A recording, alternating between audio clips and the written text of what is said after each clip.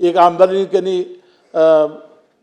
Head transplant केलं होतं, त्याला म्हटले त्याला बोलव, त्यांनी बोलवलं आणि सांगितलं कुठे केलं, ते म्हटलं मी दुबईला केलं. मी म्हटलं दादा तुम्ही काय करत नाही, केस असले तरी मी देखला आहे का नाही, आणि खरोखर ते बघायचं मी ज्यावेळी होता फोटो मला वाटतं ती परमेश्वर दिसत लागली, मी त्यांच्या आत्म्याला शांती करावी. मला खरोखर आश्चर्य वाटतंय की इतका रोखठोक आणि जे सत्य असेल तो बोलणारा आणि पूर्णपणानं 8 वेळेला आपल्या बारामती मतदारसंघामध्ये 1,00,000-1.5 लाखाच्या वर निवडून येणारा असा व्यक्ती असू शकतो.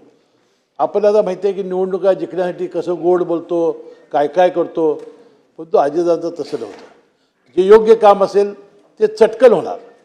अधिकारावर प्रचंड वचक, प्रशासनावर प्रचंड वचक, आणि जर त्याचं काम जर योग्य असेल तर गट, पार्टी, पक्ष, जात काही बघायचं नाही.